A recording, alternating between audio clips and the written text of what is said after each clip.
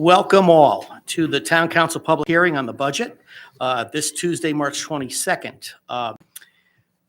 Mrs. Milton, will you call the roll? Yes, sir. Mr. Slocum. Here. Mr. Walsh. Here. Mr. Burway. Present. Mr. Jinks. Here. Mr. Malone. Here. Ms. Nichols is absent. Ms. Cavano. Here. Mr. Talbot. Here.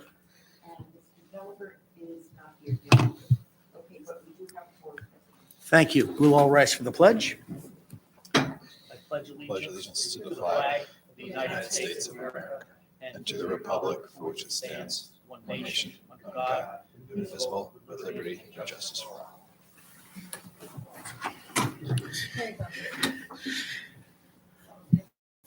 We'll give Mr. Veliver a little time to catch his breath. Welcome, Dave. I know it's tough. These 6 o'clock meetings are killers. But they're nice when they end early, which is good. Okay, everybody, we have tonight a public hearing on the proposed fiscal year 2022-2023 general fund operating budget, the water pollution control fund operating budget, and the community pool fund operating budget. Mrs. Milton, you want to call the call, or is that about sufficient? No, we read the notice of public hearing, There we March go. 22nd, 2022. Proposed fiscal year 2022-2023 operating budgets. Pursuant to Section 7-1 of the Charter of the Town of Cheshire, notice is hereby given that the Cheshire Town Council will hold a public hearing at 6 p.m. on Tuesday, March 22nd in the Council Chambers, Town Hall, 85 South Main Street for the following purposes. 1, to consider the town manager's proposed general fund operating budget for fiscal year 2022-2023. The proposed mill rate for fiscal year 2022-2023 is 35.00 mills for real estate, personal property, and motor vehicles. To consider the proposed Water Pollution Control Department fund operating budget for fiscal year 2022-2023. And 3, to consider the proposed community fund operating budget for fiscal year 2022-2023. The summary of these fiscal year 2022-2023 operating budgets proposed by the town manager will be presented. Citizens are invited to attend the public hearing and will be provided an opportunity to offer oral and written comments on these budgets.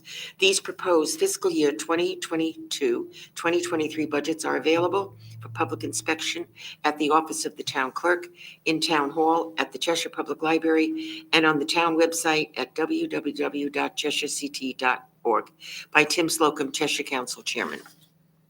Thank you, Mrs. Milton. Before I hand over the ropes to Sean to hang himself on, because his budget never stays the same, I wanted to just mention that we are doing many of our meetings by Zoom.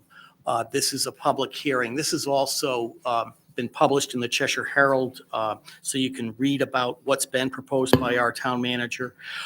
There will be opportunities for all of us on the council to investigate all facets of this, come to conclusions, and then ultimately have public comment sessions where we take public input based on what we are concluding. So with that, I thought you would have a look at procedure that the council has, but now we're handing it over to Sean, Mr. Kimball, so you can make your presentation. Thank you, sir. All right. Thank you very much, Chairman Slocum. So I will begin, and this is a very similar slide deck to what I presented on March 10th. I will go through it a little quicker. If anyone would like to see the full presentation, feel free to watch the March 10th presentation. But again, I'll move relatively quickly as we have about 5 or 6 departments to try to get through tonight after the hearing. So with that, again, tonight we're discussing the operating budget. This is the public hearing. We won't be discussing the capital budget just yet. As this slide shows, typically and in years past, we've taken up the capital budget. By charter, it has to be presented no later than July 15th. In the last couple of years, we've presented that at the same time as the operating budget. This year, as we're still waiting for some final numbers with respect to the school modernization projects, we're kind of back to a probably April or May timeframe when we'll start taking up the capital budget. Still in advance of July 15th, but that's why tonight we're only covering the operating budget. Again, just a quick overview of what I'll be discussing. I'll talk a little bit about the general budget context. We'll discuss revenues and fund balance, estimates of expenditures and major budget drivers, the mill rate projection, as well as grand list growth. Also, a couple slides on debt service, And then again, also separate from the general fund, we have the community pool fund and the water pollution control department special revenue funds, which are also subject of the hearing. And then I'll just quickly summarize the upcoming meetings. So the total fiscal 23 proposed general fund budget is $125,693,140. You'll see here a breakout of the general government proposal, which is a little over $36 million. The education budget, as recommended and approved by the Board of Education, is a little over $81 million. Debt service, our principal and interest for fiscal 23 on existing debt is $7.4 million. We have a recommended appropriation to the capital non-recurring fund of $1 million. That's to fund certain capital items that we don't borrow for, that we instead pay cash for. And finally, a contingency account in the traditional $125,000 we've used for a number of budgets now. Again, with respect to the budget context, I think first and foremost, this is now sort of our third budget that's had to contemplate and be approved through the COVID-19 pandemic. I give a lot of credit to our department heads and all of our employees for managing through really a very challenging 2 years. If we all think back 2 years ago, we were approving this budget, I was presenting this budget right when the COVID pandemic was happening. We made a lot of adjustments and quick protocol changes and temporary closures.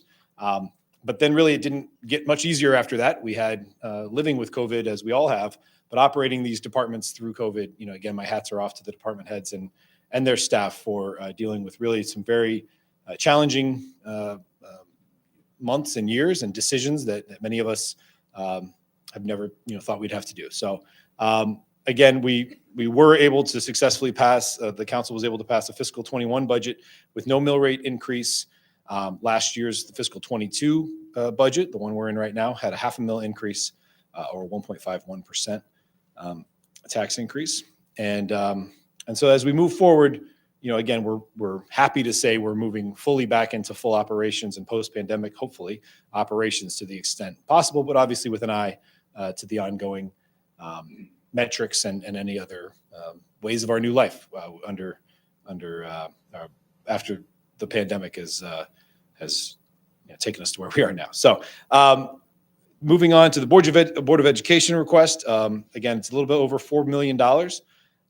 This was adopted, it's a little over $4.1 million over the current fiscal 22 budget as adopted last year. This is exclusive of the $1.5 million in medical funding that the council approved at our prior town council meeting. Local unemployment rates have remained very low. Cheshire's been very fortunate, frankly, through the pandemic that we've, as unemployment rates have shifted, we've always stayed on the lower side. And I think that's, obviously that's a very positive thing. Right now we're at a 3% unemployment rate compared to statewide average of 4.4%.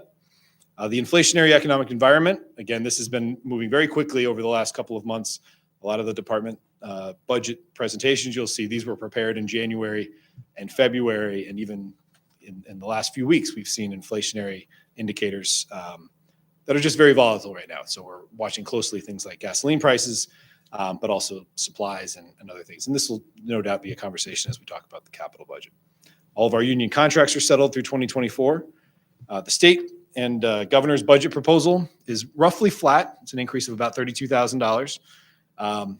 The proposed budget before the town council does not include an assumption on the reimbursement for the motor vehicle mill rate cap of 29 mils at this point. And again, we'll be discussing that further with the council. The reason is the governor has indicated he will be holding towns harmless, although unfortunately when calculated, the revenue projections that we would receive for a mill rate cap of 29 mils does result in a revenue shortfall of just under $300,000 because they're not using the most recent grant list. The one that the state put forward in their estimates was the October 1, 2020 grant list. We're cautiously optimistic we'll be able to get those numbers updated and actually make towns whole, which is what the governor said that they will be doing. Federal and state COVID relief funds over the last few years, with the ARPA appropriation of about $8.5 million. Approximately $5.2 million has been appropriated or planned so far to date by the council. Grand list growth, we had one of the highest years of grand list growth this year at 3.03%. This was driven in very large part by increase in values of motor vehicles that represented about $64 million of the $87 million grand list increase. But our personal property and real estate lists also grew. And again, this follows two strong years of 1.5% grand list growth and 1.2% grand list growth, two of the higher years in the last couple of decades. Moving forward, just very quickly on revenues, these are the proposed revenues in general terms. Obviously, real estate taxes make up the majority of our budget and our funding sources, but state aid is proposed at around $15.8 million and other revenues at about $5 million. And the use of fund balance at $1 million, which is typically what Cheshire has budgeted. This is the same information, just in a pie chart form. And then just comparing to fiscal 18, really 6 adopted budgets ago, you'll see that the proportion of revenues has stayed largely the same, largely consistent at a little about 81 or 82% driven by the property taxes. And then you'll see the rest there on the slide. Our fund balance has remained healthy. I know a little hard to see with the small print here, but this slide just shows that we're expecting after the $1 million appropriated into the fiscal 23 proposed budget, that we would still have a projected unassigned fund balance beginning the year of $13.45 million. This represents 11% of our general fund expenditures, and the town council's policy is to maintain that above a 9.25% general fund expenditure level. Moving on to expenditures, you'll see here all of our departments, and a little easier to see probably on the list here. Again, total budget of $125 million. $81 million is the Department of Education budget. But as you move down from the general government, you'll see our major functional areas: administration and finance, planning and development, public safety, public works. And you can see how they make up the balance of the expenditure proposal. And the major budget drivers, this slide just shows the most significant items that have moved in this budget, kind of generating the overall $3.5 million increase in the entire budget. That's a 2.93% increase. And as you'll see here, the Board of Education budget at $2.6 million increase is 2.14% of that 2.93%. Debt service at about $600,000 increase accounts for another 0.5% of an overall budget increase. And then you'll see here some of the major drivers. We have contractual salaries and positions in the budget, including Social Security at $531,000. The public safety radio contract at $198,000. It's a new item this year. Pension and 457 401A expenses at $130,000. Medical insurance increases of about $122,000. The second dedicated ambulance that is currently in service that the town council approved at 2 months ago, is a $109,000 increase to the budget. Solid waste disposal costs, which we've discussed at length, at $108,000. Police body camera replacement proposal at $100,000, which the chief will be talking about at his budget workshop. And finally, as I said before, gasoline and diesel price increases. Total in this budget across the general government side at $82,000. So you'll see also net of the $1 million transfer that we made last year to debt service, and all other changes are just about $14,000. That brings you to the major drivers of the proposed budget. Again, I won't spend a lot of time on some of these slides, but as you've seen here, as I referenced earlier, our grand list growth is higher by just a little bit over really any non-revaluation grand list growth year since this is a graph back to 1993. So 30 years of grand lists. We've had a good 3 years here, and we expect additional strong years going forward. As Marilyn said when she read the call, the proposed mill rate is 35.00 mils. That's an increase of 1.28 mils. And you can see here just the impact as estimated for the average taxpayer, the averagely valued home, and 2 average valued vehicles. You'll see if you follow the path here, under the current mill rate of 33.72, that household would expect to pay $7,793 in taxes. And at 35 mils, that would be $8,089, or an increase of $296 for the year. Finally, just moving through debt service. Again, we've been monitoring closely our debt service percent of the overall budget, and Cheshire's done a great job of keeping that number low and reducing that number over the years. Again, in anticipation of some of the larger capital projects we know we have on the horizon. We've also, though, been smoothing in this increase. We had debt service reserves and some other special funds that we were able to tap into in prior years. And this slide and the next really just shows that as we've used a lot of those funds, we're having to, again, smooth in this overall net debt increase to our budget. And in the current year, if you see down there in fiscal 23, that's a budget line of $7.4 million. And this just sort of shows that the lighter green area above is the use of reserves in each budget year. And we're again smoothing in this budgetary debt service increase. Finally, just quickly on the community pool and WPCD, the community pool proposed budget is a little over $1 million. It's an increase of $49,000 or 4.85%. And the water pollution control proposed budget is $4.2 million, an increase of 1.89%. That budget does recommend the funding of an additional operator one and eliminates a vacant clerk typist position. And I think with that, I will wrap up. All of our budget documents are available on our website, CheshireCT.org. And finally, just a quick reminder on the calendar. We had a meeting last week, March 15th, to review some of the departments. Tonight, we have the hearing and additional departments. March 29th, we expect to have public safety departments. March 31st, public works and parks. And then further review of the Board of Education on April 5th. After that, there'll be additional budget review sessions, and we look forward to participation by everybody. So that will wrap it up. Thank you for that, Mr. Kimball. Very nice presentation, succinct and to the point. Now we get to that point where if there is anyone in the audience who has a question, you're welcome to raise it. Seeing no member of the public coming forward, I guess that kills that. And would assume that there's no people here for or against it, so we'll dispatch with that quickly. And that brings us to the conclusion of the public hearing. Public hearing is closed. Okay, now we join the meeting that was to immediately follow the public hearing. This is the joint council meeting of the Budget Committee.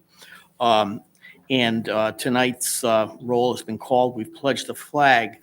I would just like to introduce Mr. Chairman David Bowery, who chairs the Budget Committee, along with letting everyone know that that committee includes Mr. Jinks and Mr. Mylone, but we meet as a full council when we deliberate on the budget.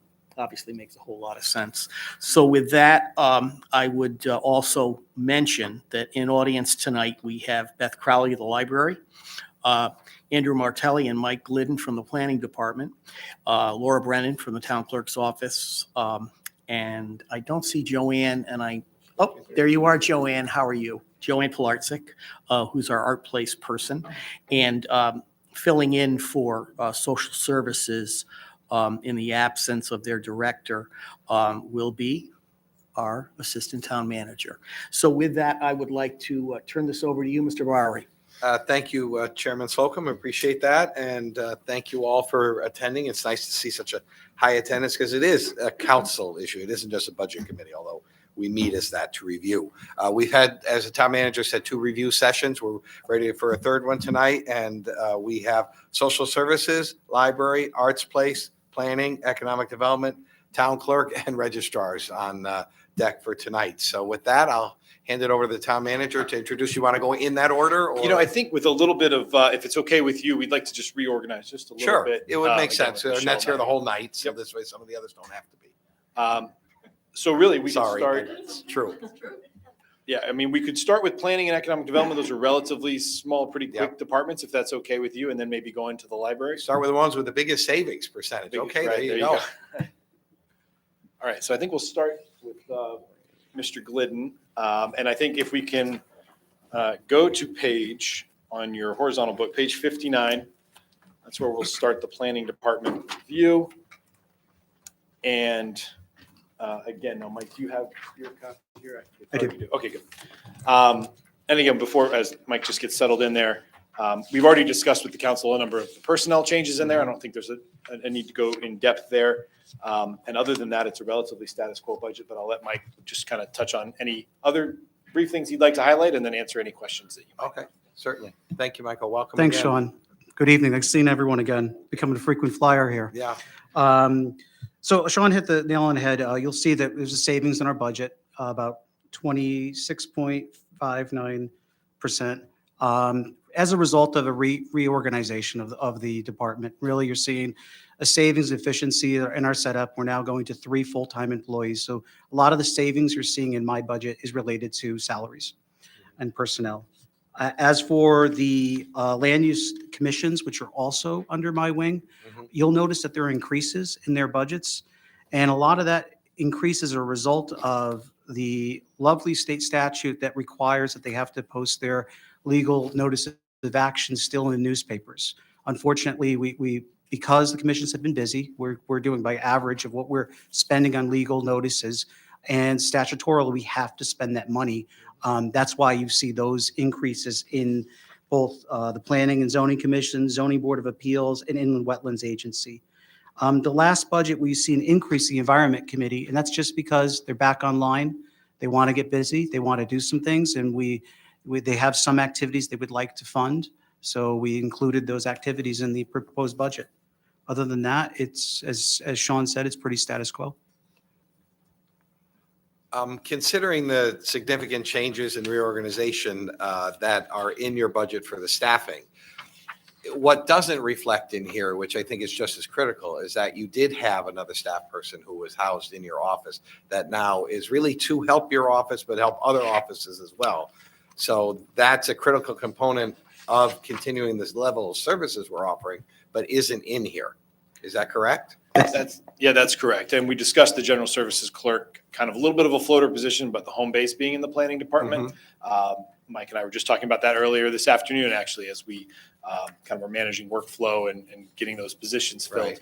Right. It really is a critical position to have, again, to help cover if there's a vacation or an illness, but also when things are on an uptick or there's a series of hearings or things that need to be scheduled or copies made and all of that.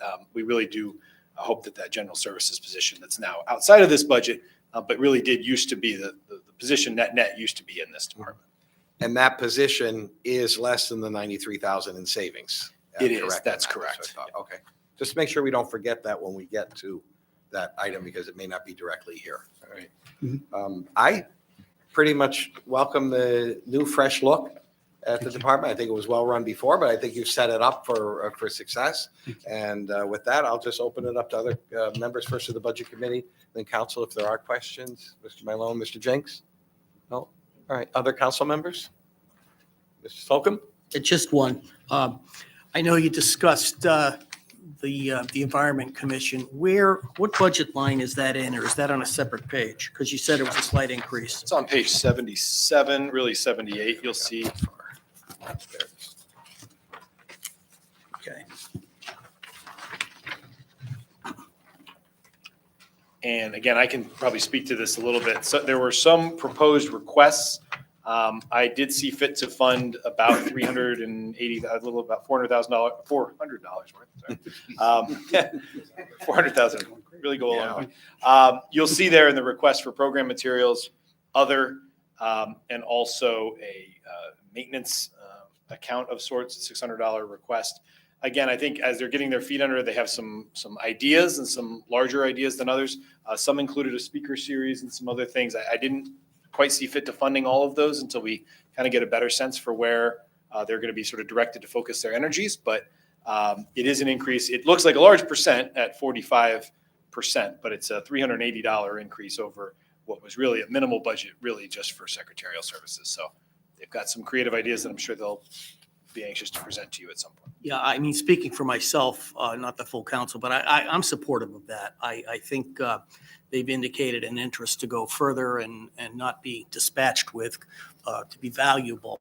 And I think if this helps, they should get the help they need. And we'll look at it again next year, see how it went. Thank you for that. Other questions or comments? Michael, thank you very much. Thank you. Appreciate it. Did you want to do economic? I think Andrew's going We to had give a another very new- brief, yeah. that's going to be on page 67, 68. Right in between. I don't know. You have a lot of explaining to do. You didn't bring the savings here. You know, I did the best I could. It's my first budget, so we'll see. Well, good evening, everyone. Good to see all of you. Yeah, that, I So, like that. coming on the heels of the largest grand list growth year in my first 6 months Yeah, here, there you go. just like to take all the credit for I that. serve them up if you don't take them. But in all seriousness, the budget is pretty status quo, unlike economic development here in Cheshire. That's Sean's line from earlier today. But I just like to kind of focus on a couple items here in the budget. One of the items that's going to be refunded, which is going to be funded again this year with the pandemic hopefully winding down, is our Business Appreciation Day. That has been a very successful event. I know that the business community really appreciates that. The town has funded it in years past. It has come out of the budget, and so we'd like to really add that back in. In meeting with the Economic Development Commission, we'd like to have that be scheduled for some time in the fall at a local establishment here in Cheshire. Invite the business community and also do some sort of nice promotion and get some folks to sponsor it. But, we've always had something in the budget for it, so I'd like to add that back in this year. So that represents the 2.5%, essentially all of the additional request for economic development. There was some money that was reprogrammed in the budget for under the consulting line item. There was money that had been earmarked for the establishment of the TIF district, which is now pretty much complete. We are going to hold a little bit of money there because we're going to have to set up some accounts in order to capture the increase in the grant list revenue as sites in the north end begin to be developed. So we like to leave a little bit in there for that. Otherwise, things are pretty much the way that they have been in years past. If anybody has any questions, I'd be happy to entertain them. Other than the fact that you've got a lot of activity going on, and I think it's a lot to do in here, and Economic Development Commission, which we met last week. Yes.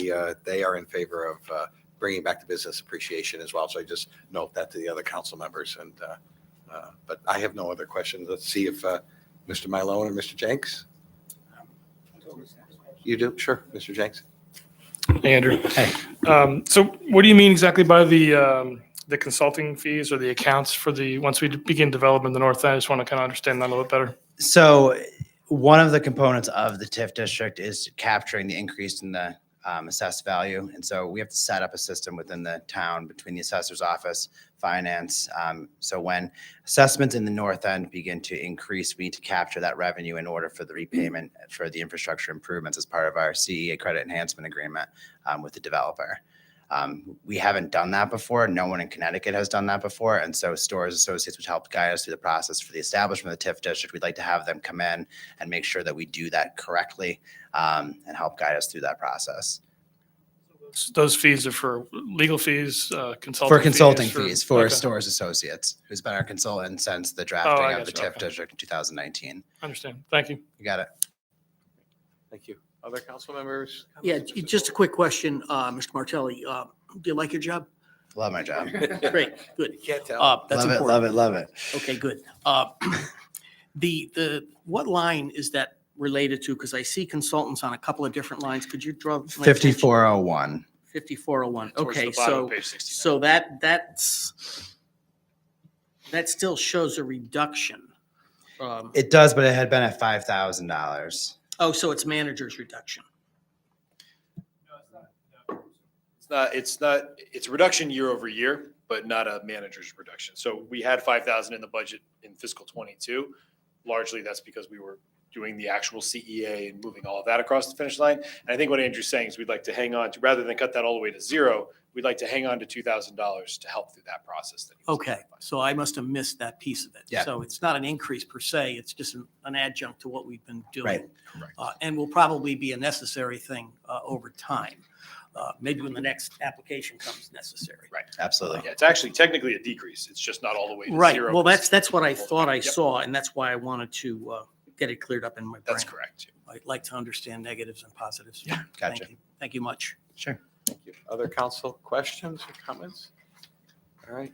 Andrew, thank you. Well, you want to quickly do? I have, so one of my other parts of my job is I'm staff liaison for town beautification, economic development, Mhm. as well as historic district here in the center of town in South Brooksvale. So the beautification committee budget, there is a small increase there of about $1,700. That I'm looking for that. Yep, 71, yeah. 72. page 72. And that is for, it's in the building property, and that's for enhancement for some of our town-owned properties. So there's money that's in there where we arbor several trees in town along the different shopping centers.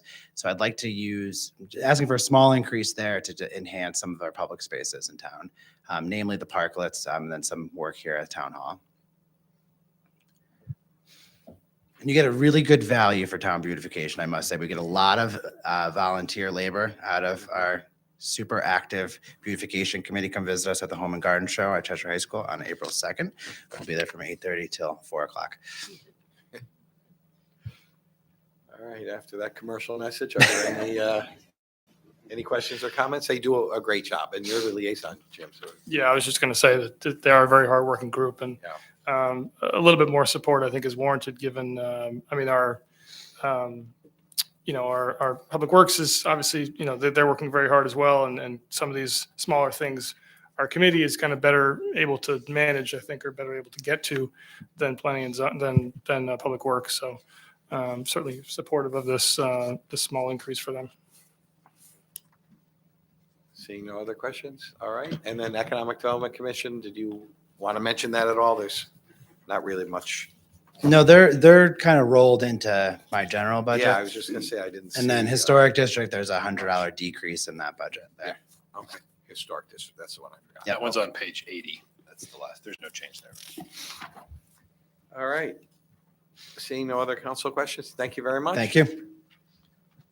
And which one do you want to do next? I think we'll go into the library. That's Sure. Right. Love to have the library director, Beth, who's done some reorganization of her own, which we were working as a council and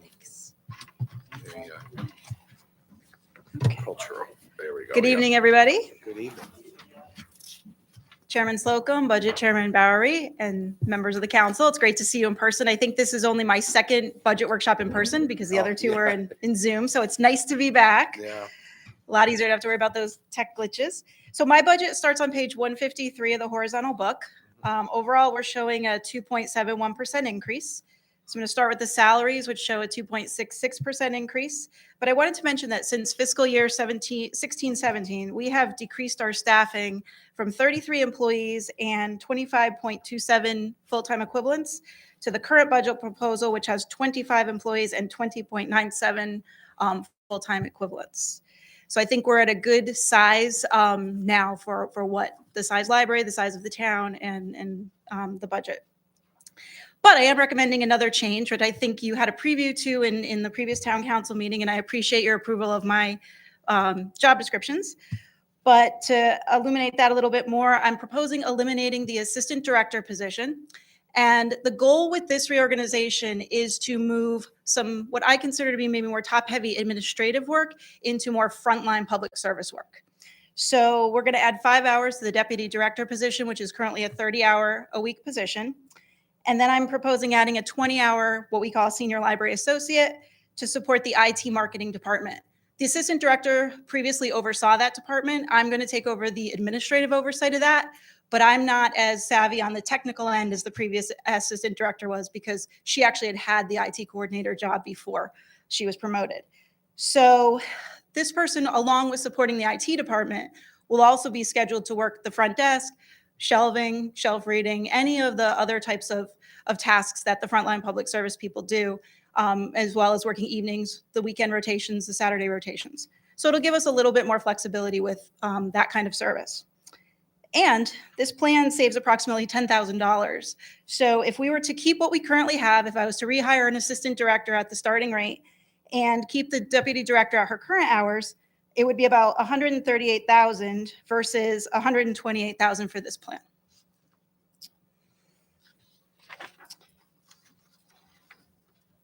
Non-salary expenses, it's a 2.99% increase. I have about $1,000 in supplies, as Sean mentioned earlier. I'm a little concerned with increases in toner, paper, book processing supplies based on the current economic climate.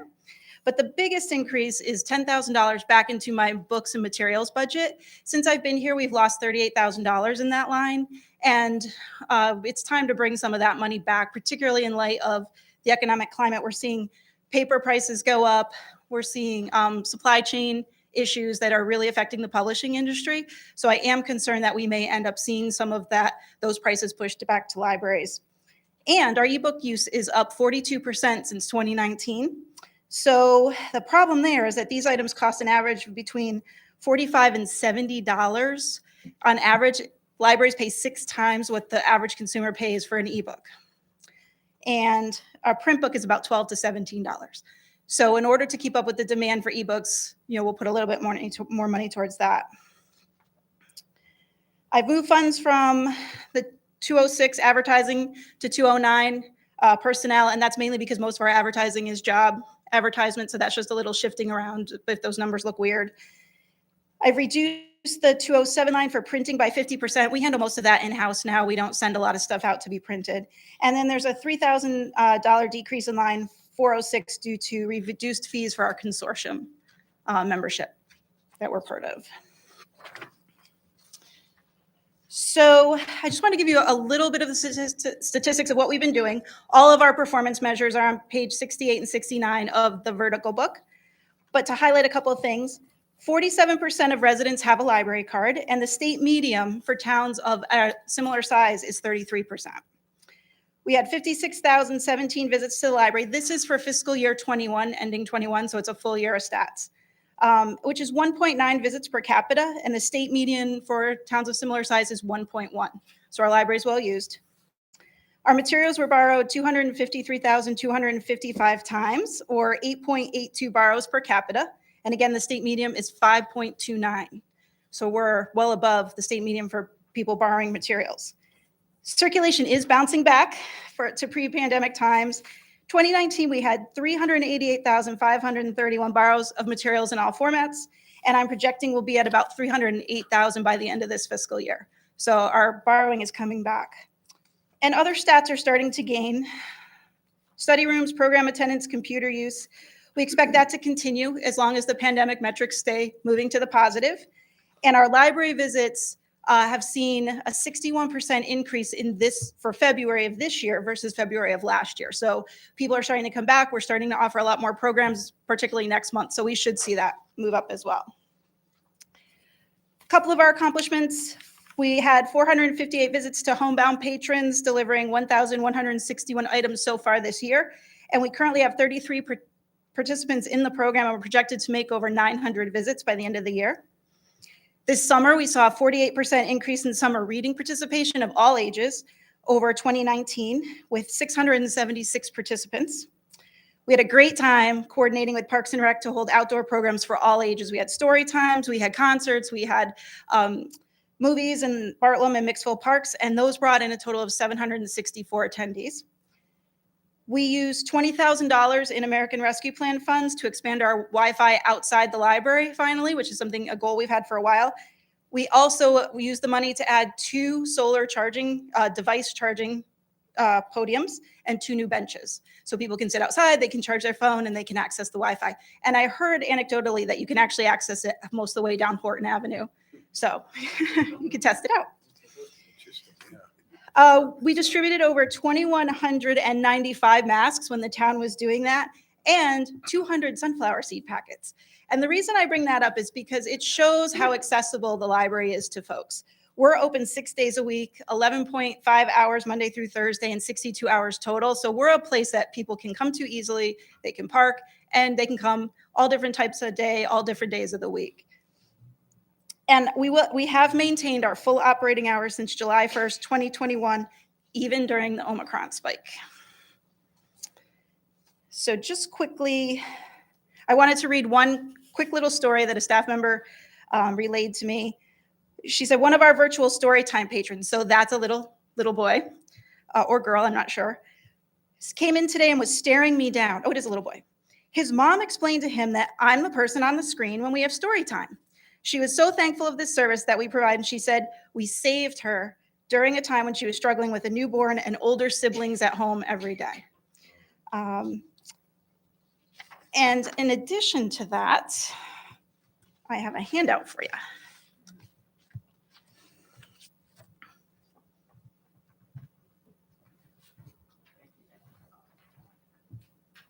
So these are 30 things, along with the things that you would expect that the library does. These are 30 things that you may not know that we do. Oh, okay. And I'll- Just 3 times better than the top 10 list. Yeah. That's right. I mean, Yeah. you know, if you're gonna go. big. Nothing on David Letterman. I printed these myself. Hmm. Not something that- but other little-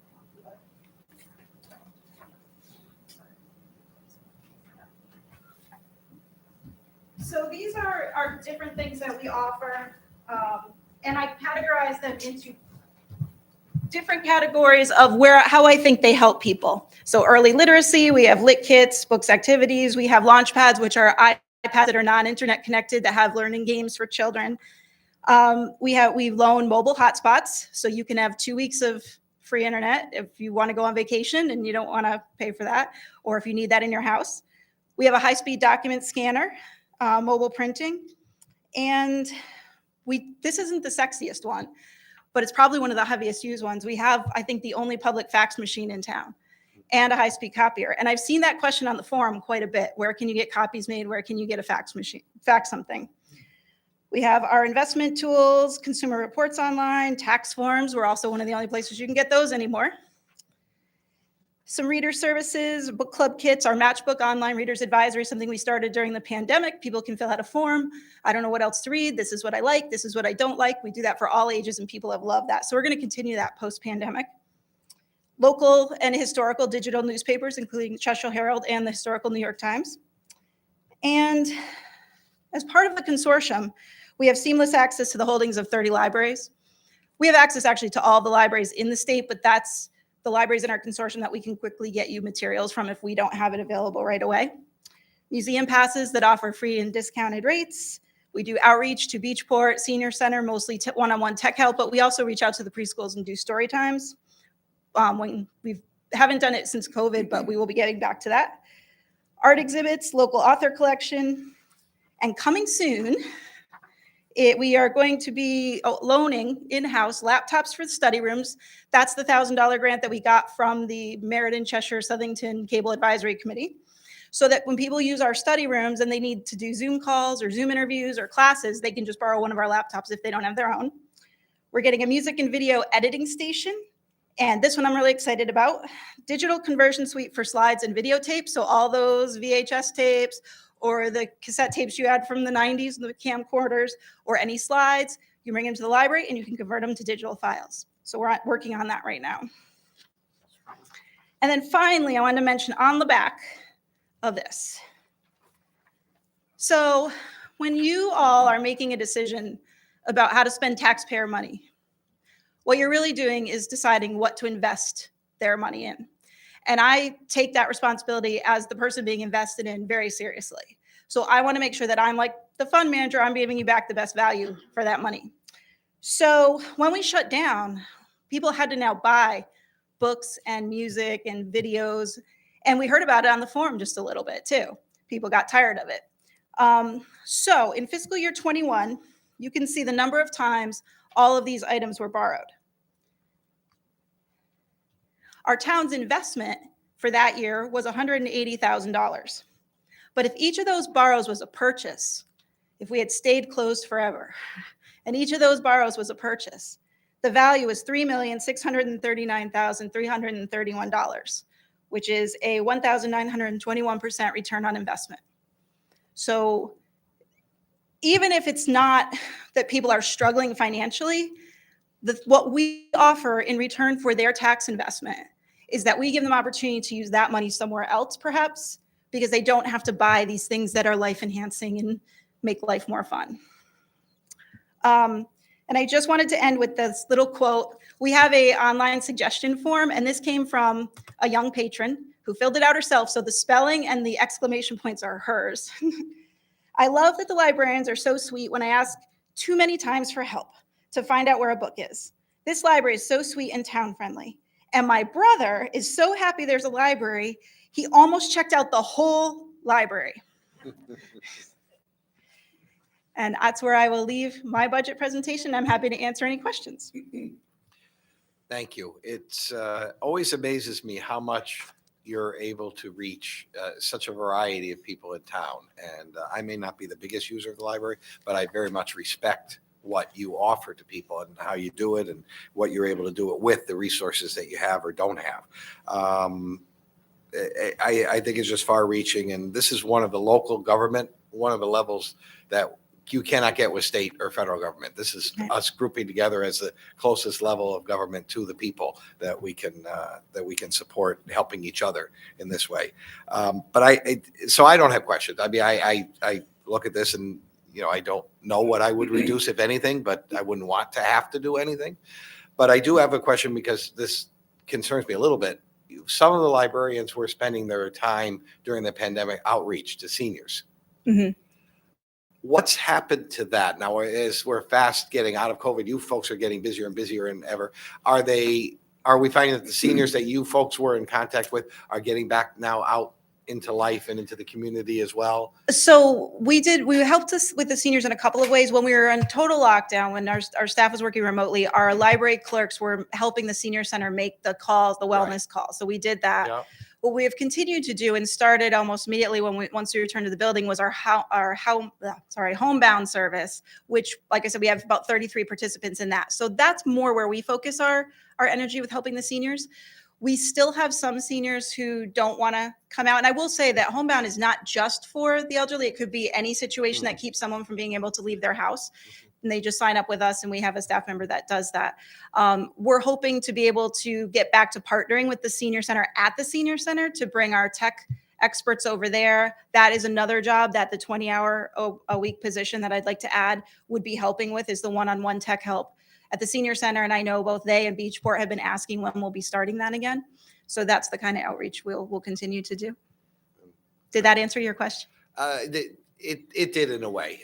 The senior center continues to do the outreach. Okay. It's just that they were making so many calls. Right. There were so many people. So frequently. Yep. They were calling people every day.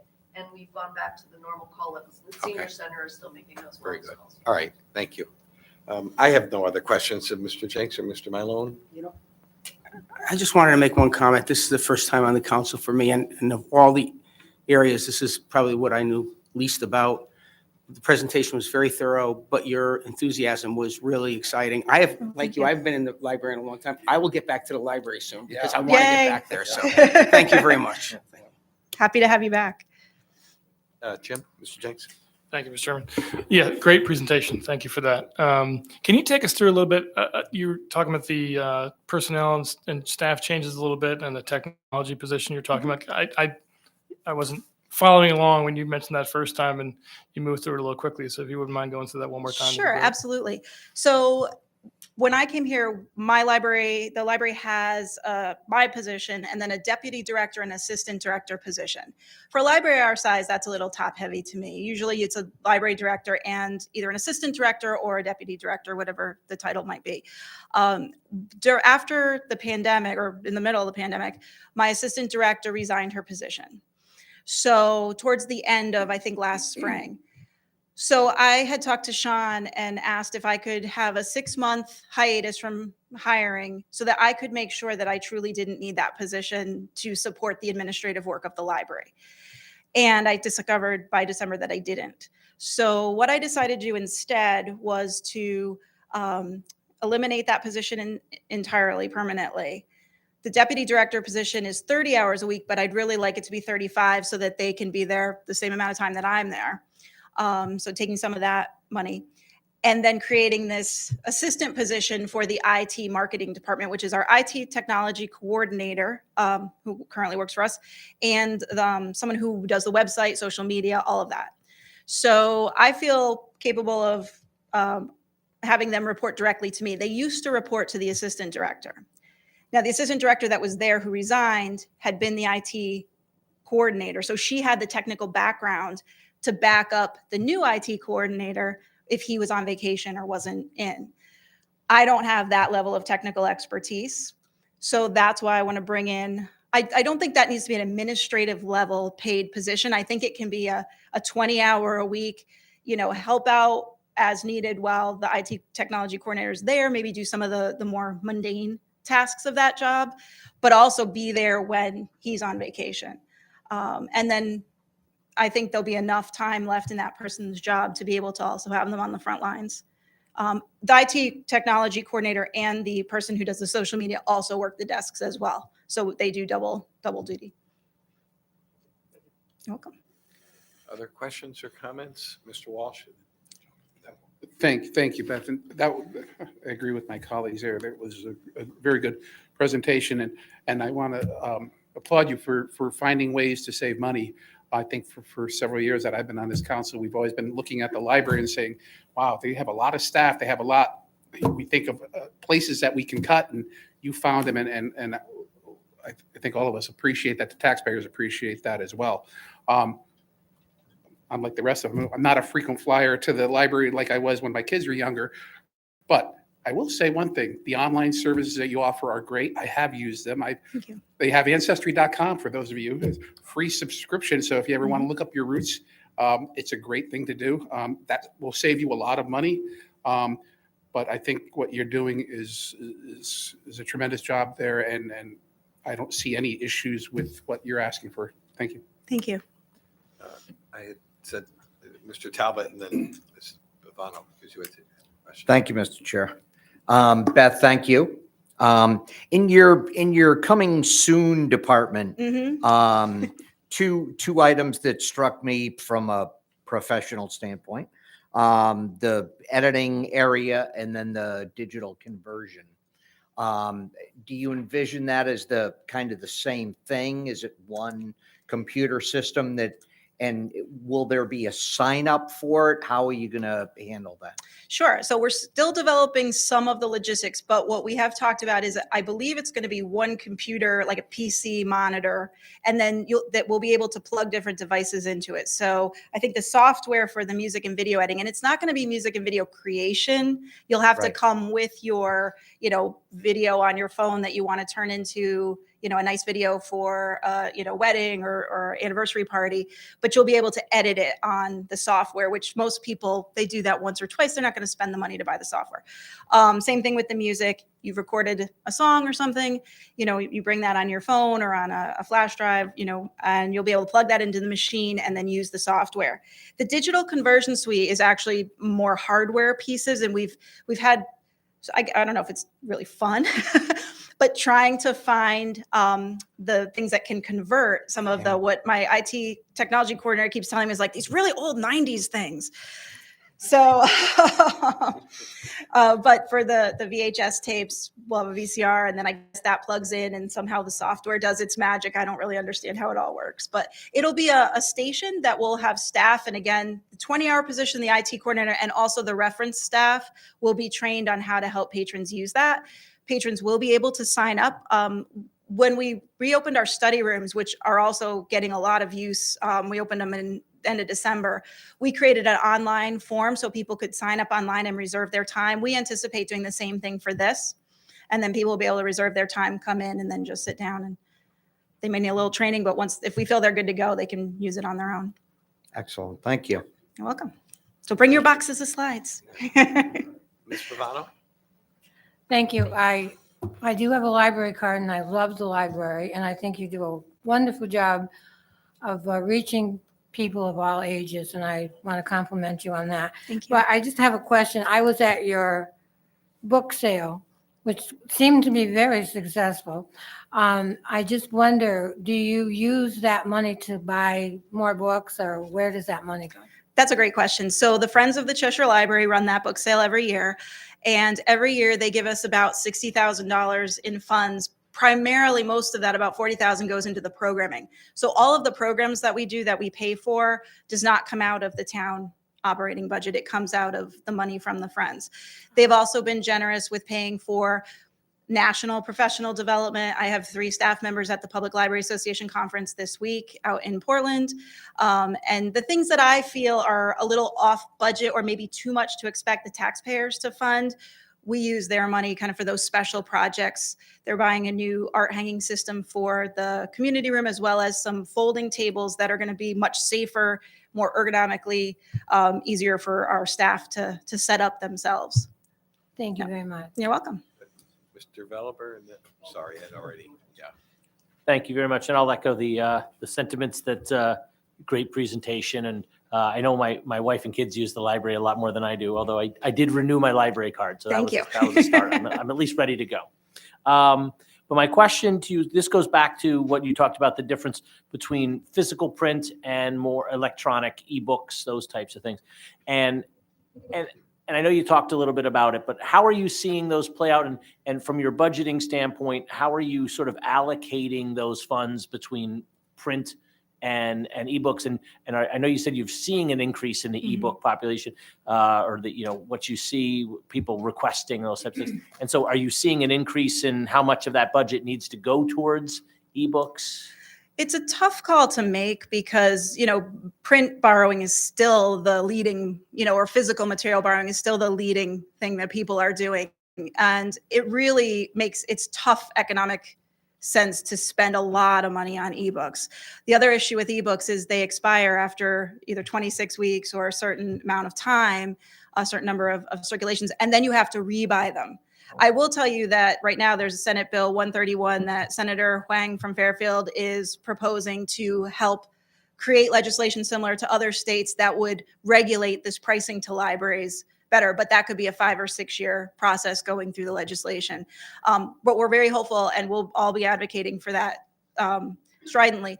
When we closed to the public and we weren't going to be open for the end of fiscal year 20, we did reallocate the funds that we would have used for print and physical materials into the e-collection because we didn't want a bunch of books sitting around that nobody had access to, and this was a way we could give access. But it's a struggle to try to allocate enough money ever for those things. And I don't think it's a good use of the money because I think they're overpriced. So, it's sort of this balancing act that we do. It'd be nice to have a little bit more, and hopefully the prices will come down at some point. Well, It's a challenge. Thank you very much. And that's good to know, because I wasn't aware that they expire. I figured once although they're expensive, once you got them, they're just in the current rotation. And that's tough then to really justify paying if you're gonna have to pay them multiple times, twice. That same book you have to pay twice a year, right? Yeah. So that is difficult to justify. But thank you very much for breaking that, because I know that is popular choice. But for the ebooks, I know I've taken a few of them out myself, and that is kind of a great feature. So thank you for that. But I understand the practical economic complications for that, and getting physical books. Sometimes that's actually more fun to have a physical book too. So thanks. You're welcome. Thank you. And Mayor Slocum to wrap us up. Thank you very much. Thank you, Beth, for coming. I really Thank you. enjoyed it too. My question is sort of a follow-on to David's, and it has to do with actually what you pointed out about the town's good investment. You indicate that essentially 4 times more hard copies are loaned out than used by E. Yep. Now, does your budget for purchasing these items sort of reflect that? Or just because it's so out of whack, it doesn't with the ebook cost? No, partly because I don't think it's worth spending the money on the ebooks. I don't either. I don't Based budget on that what you way. said. Yeah, I don't budget to meet the demand in the way I would for a print book. Okay. So more of the money goes towards the things that are, one, I think more people are borrowing, but also that I think are more economically feasible for us to buy as a library, and we get more use out of. So it's not like 80-20, it's not 80-15, it's what Beth thinks and the staff think, sort of? Yeah, it's not set in stone. It's kind of year to year. Mhm. It stays fairly stable, but it's kind of what's going on in that year. If we may move money around, as we did at the end of fiscal year 20, if we see that we have a real lack in this particular area and we are okay in another area, we may move within that line. But I still think the better investment comes into the physical materials. Okay. Based on our use. Thank you for that. Now, my other question was pertains to the staff changes, which of course I supported, but I hadn't really thought about one aspect of it until you were describing it so well tonight. And that has to do with when we have to go out and advertise these positions again. Now, you mentioned you are not technically savvy, so to speak. I'm sure you're very savvy, but so you were relying on your deputy to fulfill some of that, and then a tech person to fulfill the other aspect of that. When we have to go advertise those positions in the future, do they become easier to advertise and fill in your estimation? Or is that just a wait and see? No, I believe so. I think a 35-hour-a-week position for the deputy director is certainly more attractive than a 30-hour-a-week position. And I looked, I'm part of the Connecticut Library Association's Career Development Committee, and last year we make recommendations for minimum salary levels for entry-level positions in the field. And we actually hired Curtis Larson firm to do a study across the state, and they did it by region, and there's ranges within the region. So I looked at that study when looking at what level to put the technical person at, and kind of compared it to what would be similar in another library for the things that I want them to do. And I think that level, that number of hours, that salary will be attractive. Okay, because it seems that anything on the technical side is never going to pay enough, from that person's perspective a lot. And I didn't know how challenging it might be when you're really looking for someone who's not already working for you to fill that position. So that might be something we might face in the future, I suppose. We could. It is definitely a concern.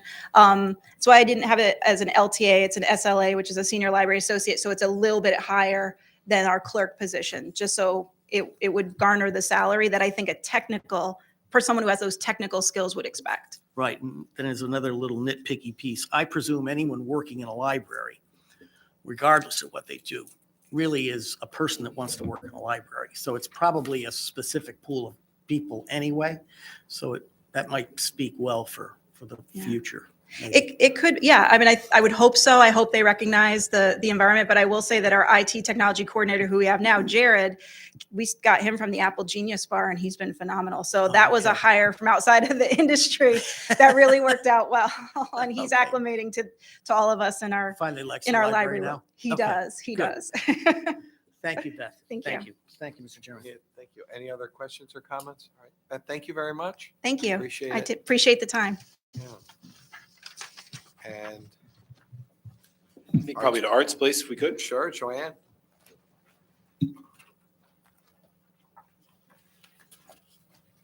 Welcome. Hello, welcome. It's great to be back. I agree with Beth. It's nice to be here in this room with all of you and seeing the faces and getting to chat. Today is special in Cheshire's history. It's happy 206th birthday to artist John Frederick Kensett. His family lived at 242 South Main Street, and Kensett's beautiful landscapes hang in museums all over the world. He brings fame to Cheshire, and we should build on it by making his name more recognizable in town. I think with some of the buildings going on, we need a Kensett Street. We need a Kensett Park. As you know, through vision, hard work, and commitment from town leaders, Arts Place became a town-owned art school over 20 years ago. Unique in the state, Arts Place helped increase the ranking of Cheshire to be selected as one of the best towns in the country. This concept of a town-owned art department is expertly supported by my great boss, Library Director Beth, and should be shared with every other community in Connecticut. Arts Place is beloved by hundreds of students who have had their lives changed through the classes here. COVID re-emphasized the importance of art.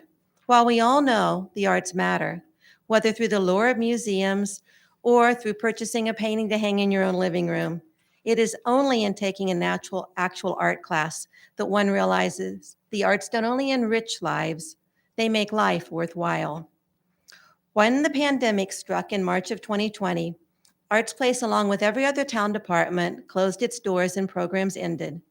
We spent the next 4 months researching strategies for safe reopening through Zoom meetings hosted by the Shoreline Arts Alliance with air safety experts from Yale, and constant research on the CDC website.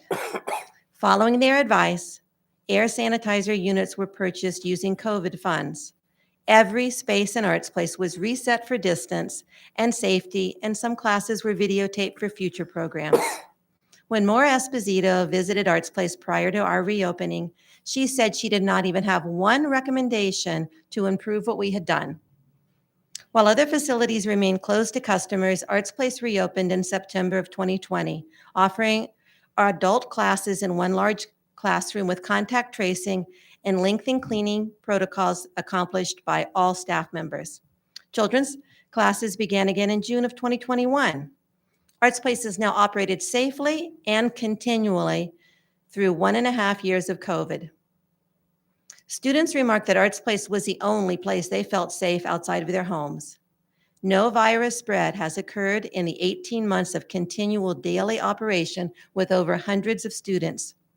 I believe this success is also due to the special protocols we enacted, allowing time between classes for cleaning and no sharing of art supplies. Instead, small boxes for cleaning are labeled with small boxes for supplies are labeled with each student's name and contain the specific supplies for their class: pastels, watercolor, oils, acrylics, clay, multimedia. Large rolling carts hold these boxes and are wheeled in and out of the classroom daily. The winter session of over 250 students, all with labeled boxes of supplies, ends this Saturday. Spring session will begin April 2nd, offering 7 weeks of 28 assorted children and teen adult classes, plus 15 workshops. Revenue from our programs will reach more than $100,000 this fiscal year. Arts Place is open Monday through Thursday, 9 a.m. to often 8:30 p.m., Saturday 9 to 3, and Sundays are very popular days for programs. Staff with a part-time secretary, Karen Pietascalzo, at 29 hours weekly, myself 35 hours, 2 clerks, and 3 building supervisors. With only 1 full-time position, there is no rest or break in the quest to accommodate demand from students for more and continual programming. To close the afternoon gap before evening staff can arrive, you'll notice a request for an extra 3 hours a week for the Secretary TH3 position of Karen Pietascalzo, who invaluably performs more as my administrative assistant. Additionally, I would like to ask the town council members for a new clerk position, ideally of 20 hours. This request does not appear in my budget, and I know you are fielding every department's request and striving to keep budget increases small, yet I'm asking you tonight. It's hard to say no to students and parents asking for more programs. So only you can determine this answer. The proposed position, specifically at a cost of $21,018 for 20 hours, would cover weekends and evenings, both increasing staff coverage and allowing expansion of programs. The clerk would not only design program flyers and update website, yet also, more importantly, help solve our ever-present technical issues. It is near impossible to function as a business or school today without on-site tech assistance. We stretch our fine arts budget to run a program as large and time-consuming as Arts Place, and I remind you currently with only 1 full-time employee. My concern is we're going to have to turn more and more people away, and this will create some unhappy residents. I don't want this to happen. In an extraordinary time, our small Arts Place staff has reacted with extraordinary strength. You will notice a stampede to return to Arts Place in our performance measures. Financially important for your consideration and immensely important to teachers and students, more programs cannot be added without more help. There is a pent-up demand for our programs that can only be satisfied through additional staff hours. While we prepared another room to reopen for classes, currently it will be a challenge to cover it. I hope the council will be receptive to this reasonable investment in the arts. I do expect the cost of $20,000 would be offset by increased revenue that would result from the additional programs. Arts Place also brings in more money than the direct revenue from program payment deposited in the town's account. In the fall, I conducted a simple survey, and you'll see the specific survey questions in your folders later. I wanted to explore how Arts Place might benefit Cheshire businesses by asking about money spent here directly before or after an Arts Place class. In the fall, adult non-residents were 43% of students.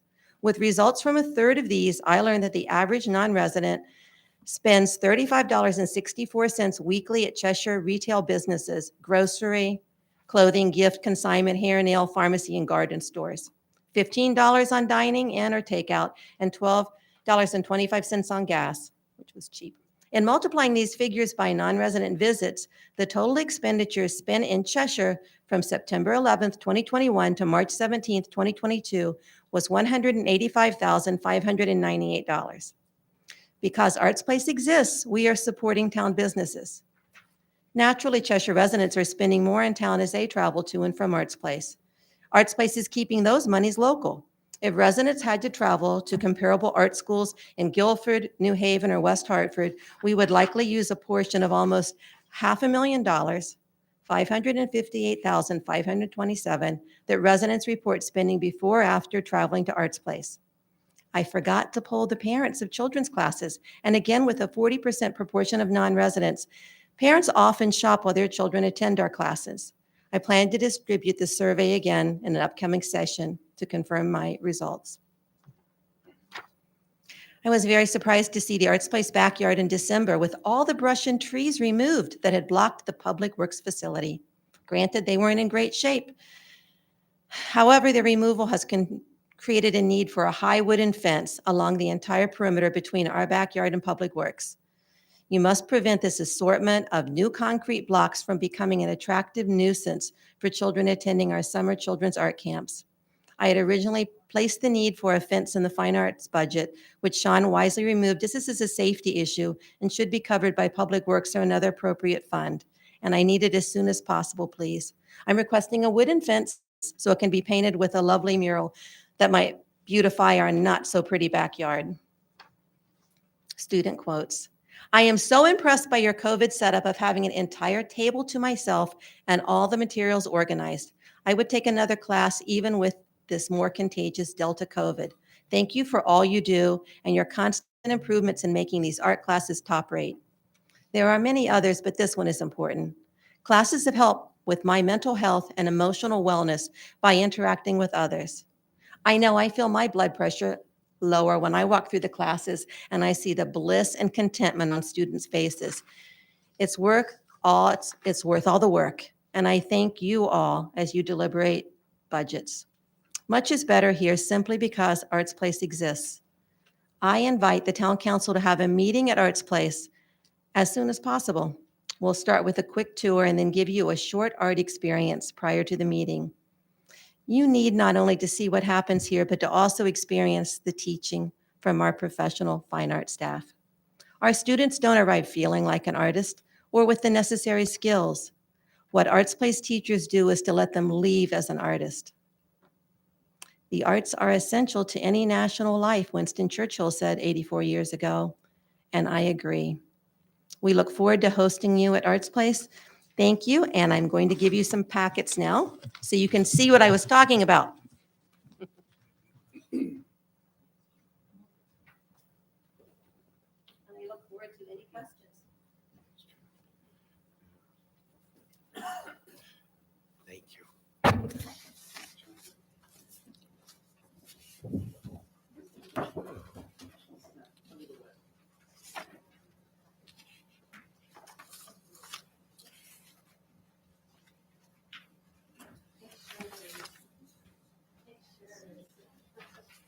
While Joanne is passing those out, I would, in terms of the horizontal book, the Arts Place budget is under the Fine Arts Committee on page 162, 163, just so you have it.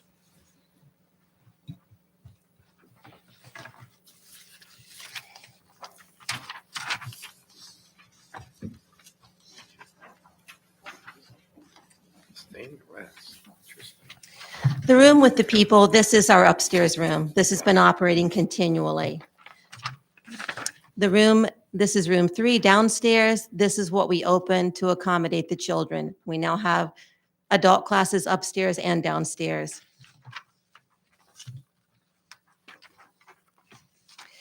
You will see the before picture of our backyard. And now the after picture, which I'm concerned about this summer.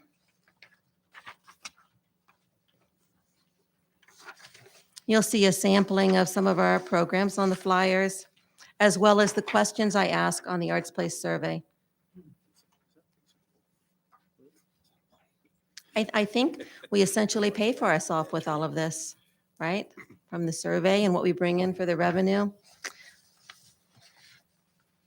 My budget is basically status quo, except the addition of the 3 hours for Karen Peter-Scalzo and the request it's not in the budget because I need more help.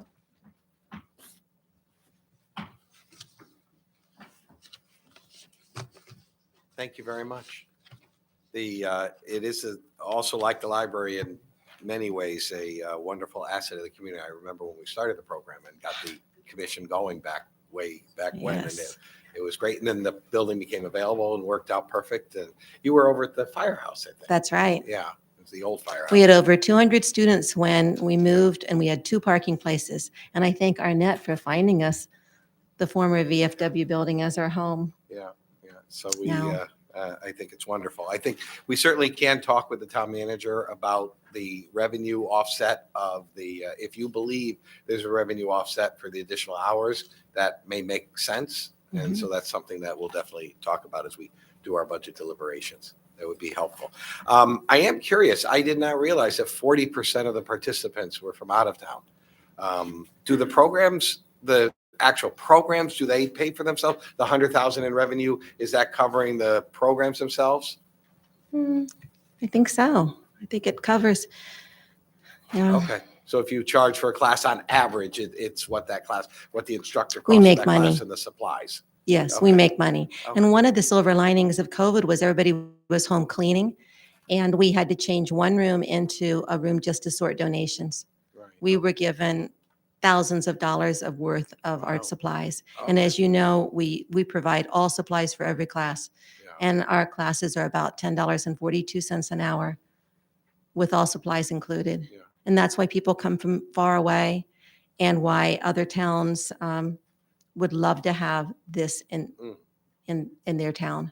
It's a Yeah. draw. Thank you. Any Other other- questions, Mr. Malone? Or- Just Sure. My daughter spent a lot of time in art space when she was younger, and it was wonderful, so thank you. And on the surface, I'm not necessarily opposed if as things flesh out to the additional 20-hour position.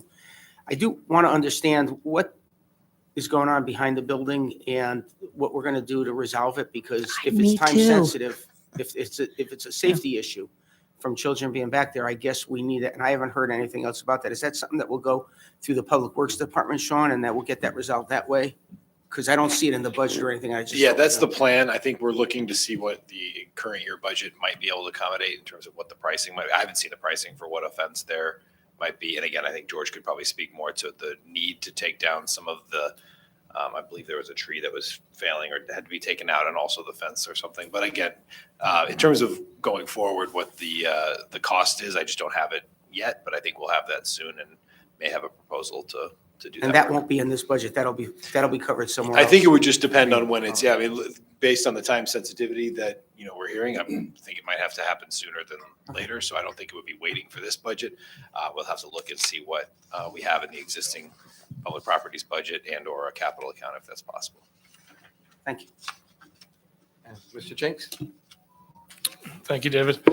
Wanted to ask, you said that, the new position you're asking for is because you have so much demand and you feel like there'll be more program you can offer. Do you have a sense of how much of the new programming or additional programming would pay for the additional position or the hours? We have a lot of demand for weekend programs. And that's when I would like to have this person staff on weekends.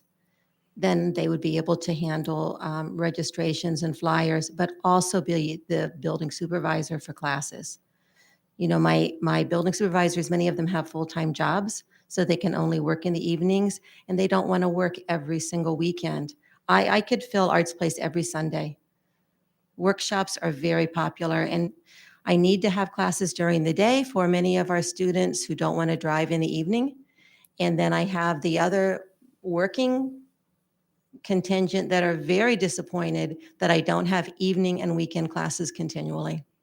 So yes, I think that I just think it's my moneymaker, our weekend classes and workshops. Right. Okay. Thank And you. in particular workshops, because a lot of times people don't want to commit to 7 weeks of classes. They want to come for a superstar artist like David Dunlop or Will McCarthy or big name artists. And then they will come from far away. I've had people come from other states for classes. And I wish Cheshire had a bed and breakfast so that I could team up and bring in the really top names. Thank you. Mr. Walsh? Thank you, Joanne. I agree. Arts Place is a very important asset to our town. Because there's 40% coming from out of town, it shows that many towns don't offer what we offer. And I think that's a big asset to our community, and it's bringing other people in to see Cheshire. Unfortunately, they have to see the blocks in behind there, but I mean, they will see what Cheshire has to offer with our dog park and everything else. And I think it just adds to what we're doing here. I did see that under the revenue, our town manager increased your recommended by $20,000. Pre-COVID, we brought in So, 125,000. because you had, looks like it was that, or, oh no, it was 110,000 from 90, or is that, so? Yeah, exactly. That was based on actuals. That's not, you're looking on page 107. Yeah. I assume. Oh, that's the actual, yeah. That's, that you're comparing fiscal 22 to fiscal 23. Okay, That's so- not her estimate versus the next. That's just expansion of programming from a more COVID impacted year to a less. All hopefully right, so, impacted year. so you're feeling that with this added position, it would be a wash? That's a lot of pressure on you then. I welcome it. I'm sure you do. No, I think if we can look at the numbers and see, based on how many classes, your extra classes, how much more it's going to be open, I'm sure we will look at that and say, okay, it's probably going to be worth it. But I'd welcome that. And Thank you. I'd be willing to look at it. So thank you. Thank you. Other questions or comments? Mr. Slocum? Yeah, I did. First of all, Joanne, I have been a patron, so I know the space, I know the yeah. place. I guess my question, you probably did address, because apparently you feel you're underperforming on the weekends. I am. Because my question was, you've never asked for an addition, and I don't know how you fit more people in during the week, particularly with COVID, with that spacing arrangement. So you don't think that's a component that has to be considered, your space? You can do it all in that space with added I programming? always want more. Well, Yes, know, I wish but I wanna had measure the bigger more rooms, against but what you have. we've just prepared our small room downstairs. It's a large rectangle space. Became the donation sorting, and that's just been returned to a classroom status. So many times when a building supervisor is there's classrooms that are, in the past, there were 4 classrooms going at a time. Now I can bring back and have 3 classrooms going with one person managing it. So yes. And having a weekend staff member will allow me to, as I said, to bring in the bigger name artists that people flock to and that we make a lot more money from. Okay. Yeah, I just wanted to be able to measure it in a way that I feel I'm being fair, because I guess I'm not inclined to think, we should add a position, but if we could justify it in a way that's measurable without putting your tail in a sling, I just would, rather Yes. know it and hear it and have it explained. And I guess that's what it comes down to. You think you could really justify it with just weekends? When I was preparing this and I realized I'm the only full-time employee and I'm running an art school with this tiny staff, yeah, I think we could do a lot more with another position. Right, because you are doing tremendously. Yeah. I know what the operation is. I appreciate that. Okay. We're famous in the state. Oh, and yeah, when I'm and some of your introduced- instructors are Very world famous. They're world famous, Right. world class. Right, And you're paying them the same rate. My teachers right. are so giving, and I'm always hiring new teachers and adding new classes. And I never have had to fire anyone because the students don't sign up again if they're not happy with the teacher and they're gone and I get another teacher. Right. I want all the different teachers. But Daniel Fitzmaurice, who was running the New Haven Arts Council, has just been promoted to the National Director of the Arts in Washington. And every time I was at a meeting with him, he would say, there's Joanne, you know, from Cheshire. And they'll all be like, oh my God, the only town owned. I mean, yeah, we're famous. I think we can do it. Thank you for that, Joanne. You're welcome. Any more? Susie, okay, thank you so much. You're welcome. Love your enthusiasm. It's been that way for 40 years doing this. I love working in this town, and we're Yeah. so fortunate to have open-minded and leaders that planned for this. Yeah. Thank you. All right, Sean. Registrars? Next. They're there.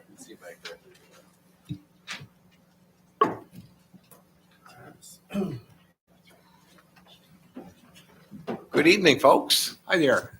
Good evening. We do not have a presentation per se. We've discussed, I'm sure you'd be happy to hear that. Yeah. We've discussed all the items in the budget with Sean, and I suppose what we'll do is we'll ask if you have any questions about the budget as items as presented. So if you want to go to page 1819 is where the elections department starts.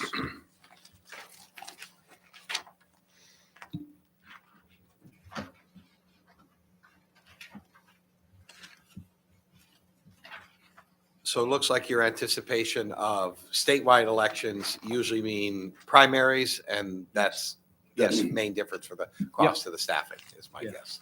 Okay. Voting booths, poll books, I'm not sure exactly the budget. What you actually spent this year is 2,500. What you asked for is 3,000, what got was 1,000. What is that to purchase? I don't want to run out of ballots. I don't want it to be a Nor budget do we. issue. No, well, actually, the ballots don't come from our budget. They come Okay. from the town State. clerk's budget. Oh, okay. But we have We'll see to that next. order them in conjunction with Laura. Then what would the 203 supplies account be? That you were anticipating that you might not get as much Yeah. purchasing power? New signage because we are in, as you probably know, we're in the midst of redistricting. Mhm. So it will affect some of you and where your constituency is. Some of you will have changes, but we're continuing to work on that. So some of that's going to be new signage for the polling places will remain the same, but people will not be the voters will not be the same. Right, and I take it that the town manager's recommendation, you thought $1,000 would be enough for signage. Well, I did. I think it's hard to say exactly what the need is going to be with respect to the redistricting. I think it's the variable, but a lot of what I was looking at, the actuals in 21 was zero. The current year budget is 300. I felt hoped we could do it with $1,000 as opposed to increasing to 3,000. But certainly, again, if there's a justification made to increase it further, certainly that would entertain that. But yeah, I put it at 1,000, just looking at historical trends of what we've spent out of that line. And so we get closer to the election, we're not talking big dollars. If we get No. closer to the election and you need another $500, you say, I really need the signs for this, I'm sure the town manager can get that for you as needed. It's an important job that you do, so. Well, we, All right, that's all I had for questions. Yes. No, all right, Mr. Walsh? The $8,000 for the absentee, I mean, that's a huge increase. And is that due to because of this type of election, a statewide election versus a municipal election? And is you just expect more, or? Well, as you probably know, there's been new laws passed. They're more acceptable excuses to vote absentee. And especially with COVID, we worked with the town clerk. Because we have to check them all off. That's our responsibility. The town clerk gets them and checks them in as far as stamps them in that they've been accepted. But we actually have to go through them and count them and open them and vet them. so and make sure that they come from valid voters. So we do require extra staff for that. But I look at The printing. in last, it was $869 is what was spent. what percentage increase over that will be for, are you anticipating, because I'm just. It's also for the printing, because we're going to have to notify all the folks of their new polling place. So. We'll be sending out, Okay, so that's what. yeah, postcard. We were going to try to go with postcards so that we can So that's the canvas notify. thing, okay. Well, We have not, notifying. It's Notifying? not the canvas, it's Well- notifying the people that we're going to be switching around because of the change. Yes. Yes. Okay, right, so that we're falls going to under have to printing, right. conduct a significant outreach to the voters in town to make sure they know where they're going. Yes. And we don't want to Okay. irritate anyone more than is necessary. Right. We want everybody to be assured that their rights are protected and they know where they're going on election day. So it's going to take some significant outreach to the voters and mailing, in addition to outreach to the press, and hopefully the political parties in the council will help that along. Okay, so that's where the 8,000, because of this change in redistricting, okay. Yes, and it also goes for, in the postage, the mailing, the actual, we did a canvas this year that was very intense. So we have we've used a lot of envelopes, so that was part of the printing for the, several cases of envelopes. That's all in that one line item. So it's once a decade. Yeah. Is this expense that you're Yeah. referring to? Okay, yeah. Mr. Talbot? Yes. Thank you, Mr. Chair. Thank you. Let me clarify this one more time, because the increase is 7,400, which is for your department is a big number. So this is strictly based on the increase of 7,400 is strictly based on the redistricting aspect of this line item. And it's Primarily, yes. Yeah. do you have a breakdown as to what the addition is? Like how much of it would be attributed to absentee ballot? How much of it would be attributed to redistricting? And Well, probably primarily it would be the redistricting. Yeah. And We did get quotes from the printer about the mailers. So that's part, is that part of it? Mhm. Yeah, that's part of it. That's several $1,000s right there. And then we just for have the printing. produced the new maps that we're working with Public Works to produce the maps for through GIS. okay. All right. And Sean, I guess if you've been through this and seen the kind of the detail and. Yeah, I mean, I think overall, like if you look at the 52 lines, the supply and services, I mean, I would anticipate, because again, as you said, this is something of a once in a while, in a Every decade 10 or years. so. That overall line is up $10,000. I hope that that's going to be enough. Those individual line items might have to move around a little bit depending on the actual materials that they need to purchase and whatnot. But I think, again, we're always pretty flexible within the line items in a department if they can stay on, hopefully, their overall budget. But I think, as was suggested earlier, if something comes up, and we're doing our best to anticipate everything we'll need to do before the election, certainly if there's additional funds we need, I'm sure we're not talking huge numbers. And if we need to find additional funding to make it happen, it's a legal requirement, we'll do it. So, but I have gone through this, and again, I tried to balance and sort of check off historicals to the best of my ability, what we think we're going to need. The only other difference you'll see in there as, just year over year, I think 5603 line is just a reduction that's more of an equipment purchase, replacing the lock and the card file fire. For a new cabinet. That's in our current year budget, so that's not a annual expense. That's just a reduction of 5,600. Thank you. Thank you, Mr. Chair. Other questions or comments? All right, thank you, folks. Okay. Keep making sure our elections go smoothly. We're good. Yep. And towards that end, our registering people and town clerk, let's have Laura come and give us a review. I think hers is first.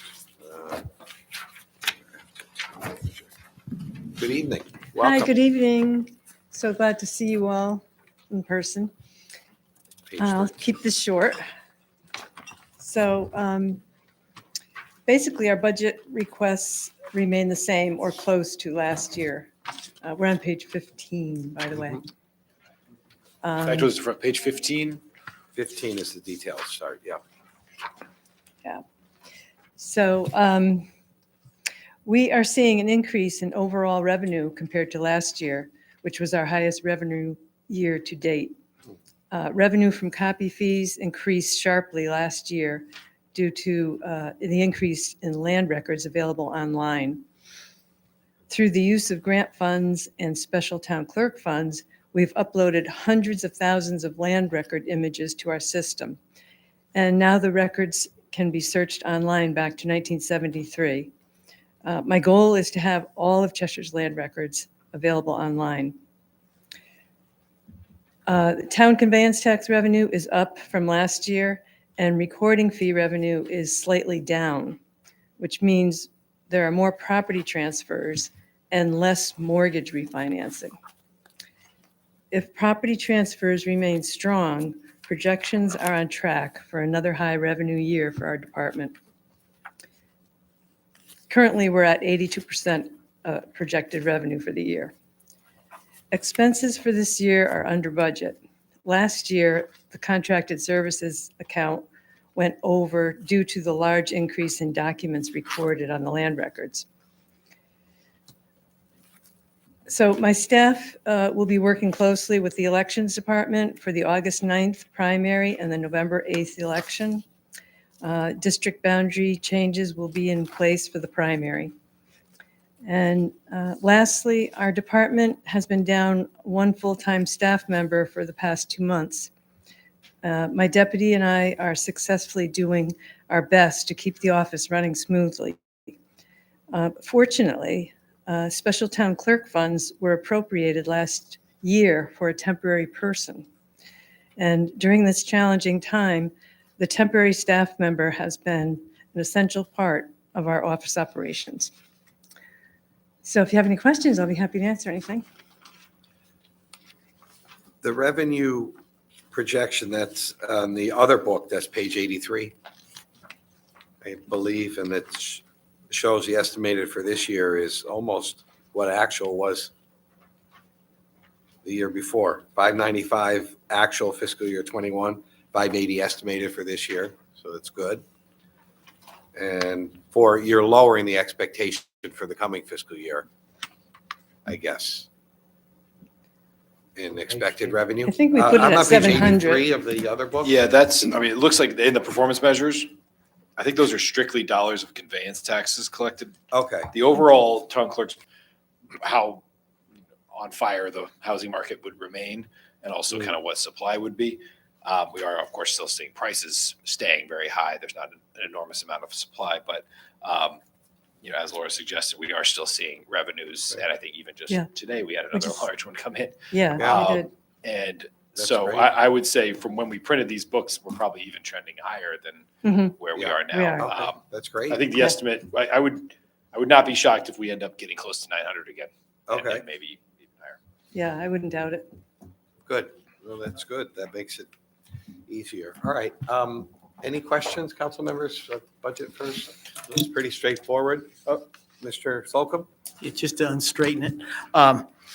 Question, Laura, about last year's allocation from your special revenue for an assistant that's turned out to be timely. Yes. That's not part of this year's request, however? No, I requested last year for those funds to be appropriated, and now I'm using them this year. Okay. So they're But that was used up not yet. anticipating necessarily the role that person's been able to fulfill, I presume? Well, she's doing a lot more. She's working more time than I had thought maybe she would work a couple days a week or 1 day a week, and then increase that like during dog licensing and election time, because she's very flexible, which is great for us. But she is now working 3 days a week 3 days a week. And so how in your current budget is that being funded? by the special town clerk funds. That's what I asked. I guess I Yeah. didn't ask it clearly enough. Oh, So you're okay. still utilizing those funds in Yes. this operating budget That's for that correct. person? Yes. So as long as you get on task with the person who's currently out, you should be able to get the same amount of work done a little more easily, basically, is what you're saying. Or We- more work. We can hold steady. Yeah. Okay. Because Yeah. I know it's a busy department. It's busy. We're in a slow season right now, but it's going to start picking up with the Right. spring market and everything, and then Right. dog licensing. Right, Um, right. but- Okay, the other thing you had shared with me, because I had made a suggestion based on a conversation you and I had about town clerk revenues being used to perhaps help out the building official, and you got back to me and said you'd had some problems that Yes. you had and I know everything's public in this world, so I guess Right. my question is, how did those problems with previous stuff that had been recorded, Yeah. how did that become obviated, and how do you correct it, and how soon do you have to correct it? Okay, so with the project that I've been working on now with uploading all the older records, like I said, we're back to 1973 now, and we're preparing to go back further with the use of those special funds. So maybe going into the 60s.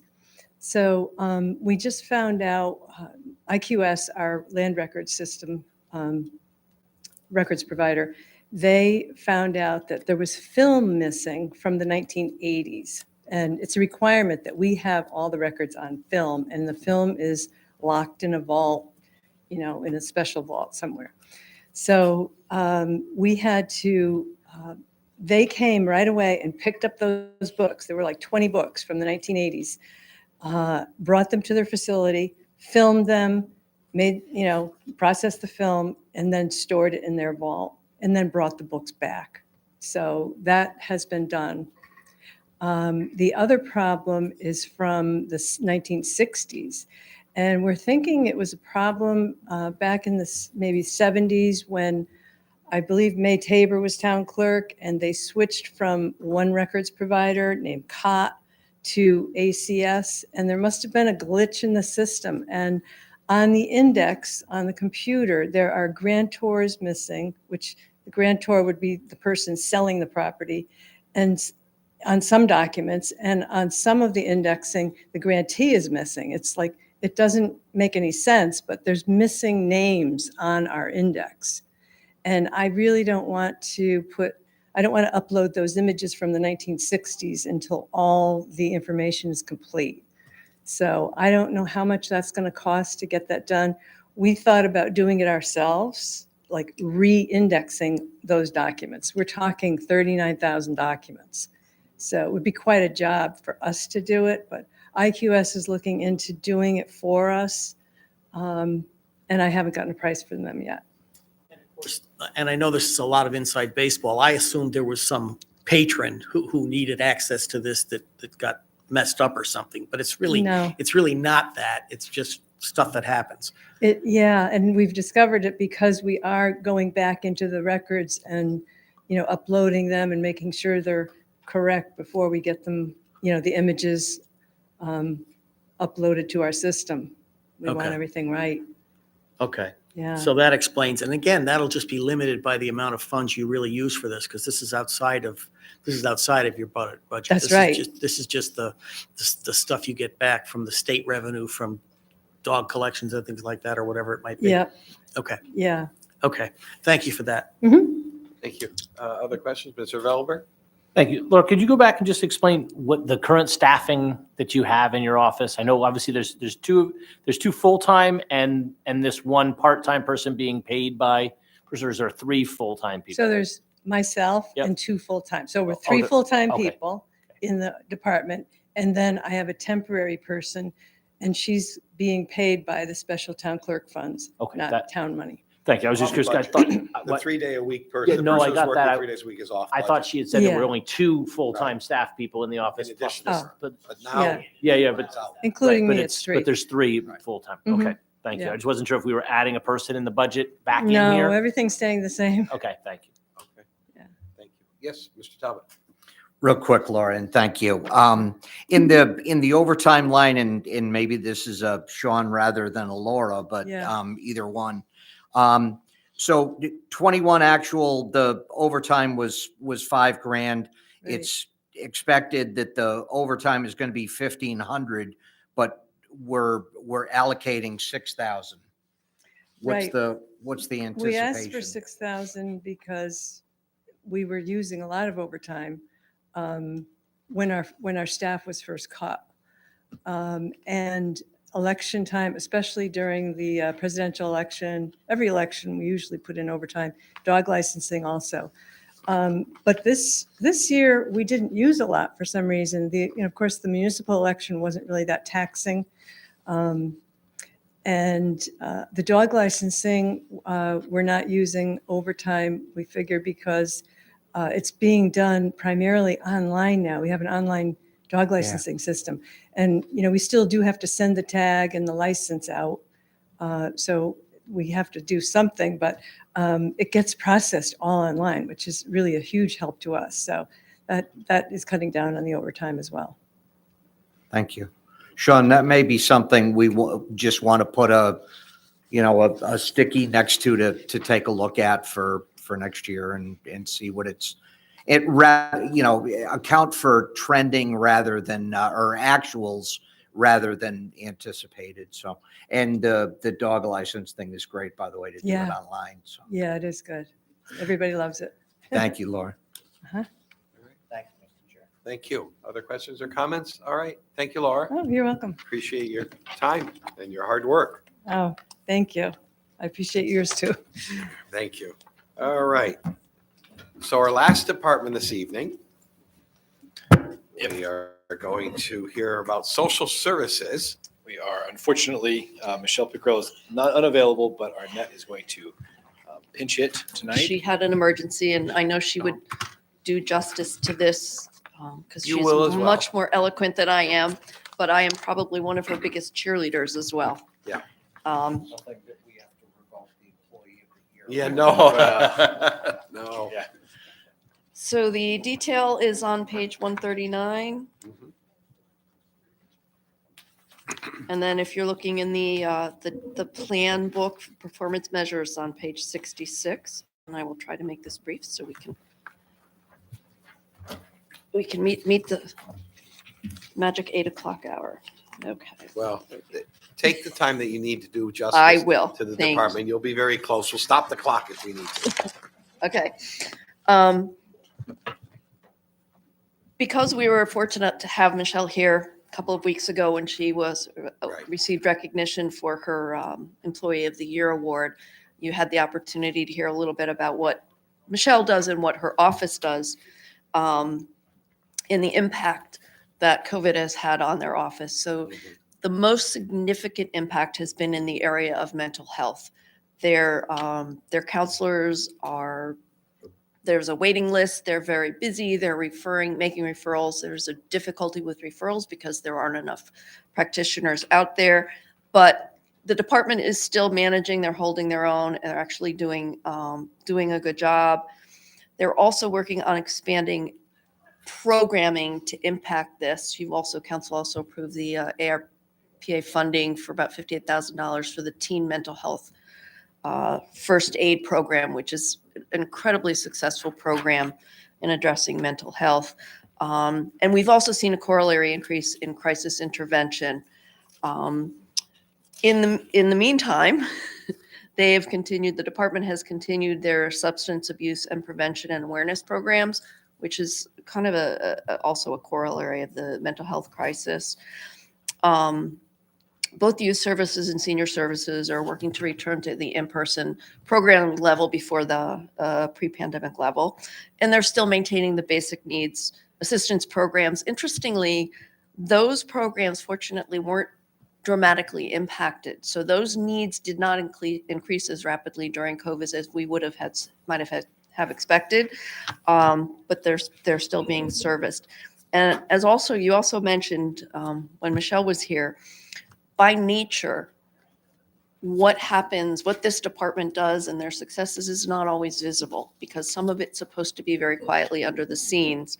But I can tell you they work very hard and are very successful in positively impacting the lives of residents across all ages in our community. That all being said, the budgets for the most part are pretty flat. The Human Services Administration budget, again, pretty flat, except for salaries. They continue to do a good job and keep costs down. Community services is the same.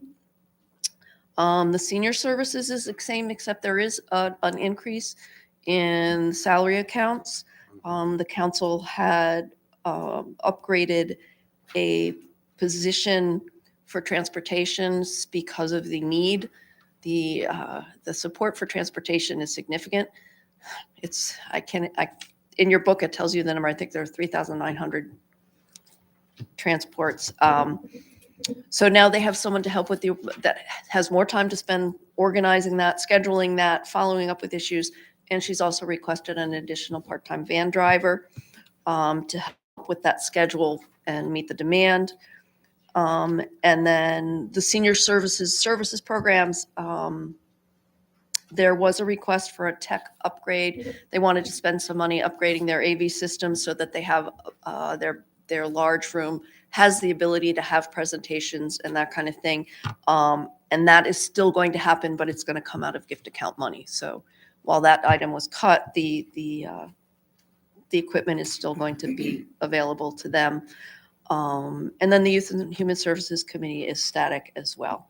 So, and by static, I only mean the budget. As Andrew said before, the budget, these budgets may be static, but the Human Services Department certainly isn't.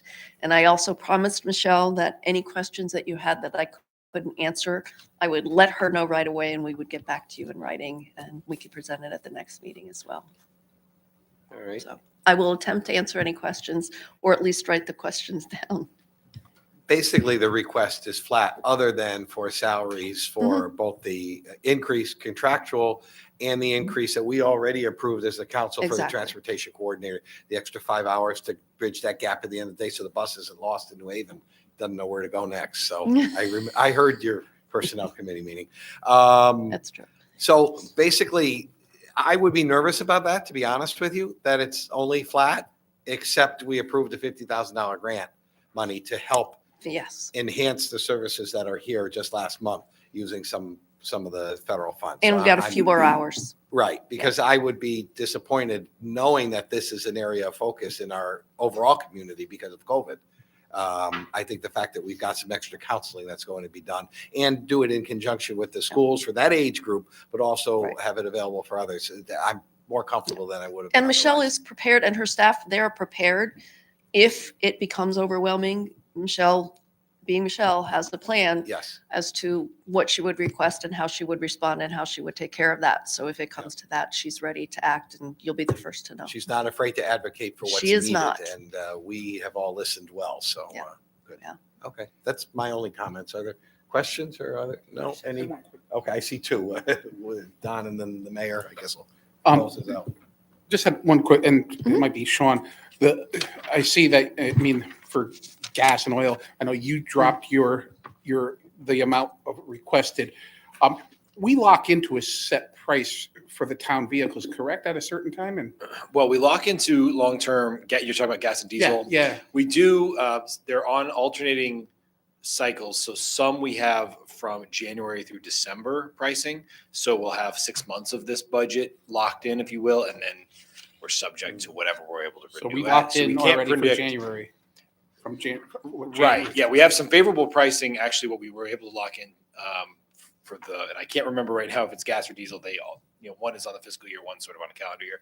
But either way, I was gonna kind of draw your attention to that too at 5208. This is one where you have the combined factor of fluctuating prices in the market and also coming off of 2 years of COVID. So part of when I tried to set that slight reduction that I put, if you notice back in fiscal 21, a COVID impacted year, but we were running the minibuses at around $11,000 of diesel in that case. The appropriation in the current year budget is $18,008, but we're only expecting to use about $13,000. Frankly, I kind of split the middle of that and said, I'm hoping we're around 15,000. And we do have the favorable pricing locked in for 6 of the months. But unless prices settle back down, could we see that approaching 18 or even 20,000? It's certainly possible. It is just hard to predict really 12 months from now. No, I understand. I just, yeah, I mean, because I know this was probably done before anyway, and we weren't expecting the gas and diesel spike like we have seen. And so we're good through June, and then we lock into We another. should be, I believe the diesel is the one that we have through the first 6 months of this year, though, of the fiscal year we're planning. Right. So I think we're okay there. We're But okay. but again, if we're go to renew, Yeah. next January is $4 or $5 a gallon, we'd have a larger problem with our DPW fleet, frankly, than we would in this department. But it's the same issue magnified. We're getting a new minibus soon? Yes, or I was when? to mention that. Yeah, we're So- getting a new one, and which hopefully is traditionally the newer buses have been more fuel efficient than the older ones. So Will we're we hoping keep for the that. old one running? Yeah. So we'll have The- 4? Usually always have the same. No, And then you well, retire one out. we generally retire when we get a new one. We retire Okay. the old one. Although Yeah, there's a plan. I don't think it's formally presented yet, but It has Michelle not has been. talked about the possibility of using the bus that will no Retired longer be van. part of the retired van, which is still running well. But over in the youth services, they take a lot of, they rent and pay for buses and minibuses to take certain field trips, which again, we hope post-COVID are all back in full force, maybe movie theater visits or other things that the youth services folks are doing. And we'd like to, rather than auction that off, and again, we were able to pay for it, of course, with grant funds, rather than get rid of it, we think Michelle's proposal is to keep it around and maybe scratch off senior services and write youth services on there and maybe save some money, frankly, in the budget from having to rent them. That makes So- sense. But the new bus is expected this year, There's maybe? a delay, I know. It's there was not. there was I a think 3-month delay. I can't remember. It's somewhere in the next 2 to 3 months. We can get you the date. All right. Yeah. Okay, thanks. Mr. Slocum? Thank you. I realize the budget for the library and the budget for this department is fairly similar, and yet we're able to get sort of the rah-rah use of the library and all that other good stuff. And I know a lot of this is, based on private concerns and issues like that, but there must be some measurement of the community use of this department. We all know it's valuable, important. Obviously, we've got senior, we've got youth services, and there's huge amounts of issues in all those categories in between. I'm just interested to know, and it's obviously, I don't want to catch you cold, but I'm happy to. Yeah, page I'd love- 67 has. 67, she does have yeah. some Yeah, detail. if you go to page 67 of your Thank you. vertical Yep. way, it's probably, to your point, Mr. Slocum, it's worth noting those. The clinical. You have some performance measures and estimated, and you'll see straight through COVID, they've stayed very, very, very busy. Number of clinical contact hours projected to be 4,000 clinical contact hours in the next budget. Participants in youth development programs, number of food vouchers and holiday gift cards distributed, energy assistance, total number of senior center services provided to clients, 6,000. And then cost per capita is another kind of efficiency measure we have there of what sort of bang for the buck you get. Yeah, because there's no question there's merit, strong merit for this department. And each one of those 3,500 contact hours and each one of those 400 crisis intervention referrals could mean the difference between life and death. Right. We're talking pretty serious stuff here, and they deal with some very serious things, and they do an excellent job. On the other end of the spectrum, they also provide incredible life enhancement opportunities. The senior center is a great example. Since some of our seniors had a difficult time having the senior center available to them during COVID. So yes, you're right. They do things in the life and death end of the spectrum, and they do enhancements to senior quality of life, to leadership training for our youth, and they really do impact all from birth to death, from cradle to grave. And sort of as a follow-on to that, Arnett, is that they're obviously closely aligned with our school system Absolutely. and sort of Excellent point. bearing the burden on this end of the budget, in a sense. I mean, I don't think there's any contributory piece from Board of Ed to this. I could be mistaken. Not to this budget. The Board of Ed does provide their own, they do have staff Mhm. that perform, they have guidance, they have mental health professionals, and our youth services and our counseling people work very closely with the schools. With those, okay. Yeah. So there is, And there are referrals from the there's schools. duality though. But of they're, common interest, but there is a dual set of services. Okay, Yeah. okay, but they work really well together. Right. I've seen it in action, yeah. okay. If I could just briefly add one last area that I sometimes forget to mention, and I think I didn't forget to mention when we were honoring Michelle last time, is when we've had emergencies, and unfortunately in my 4 years here, we've had a number of occasions to open shelters and to provide services to folks, but we've had power outages and other things. It's Michelle's office and department that staffs those.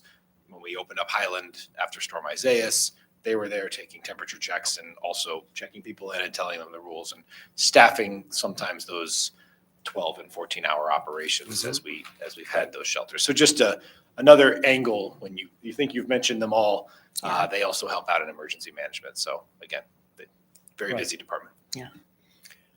Thank you for that.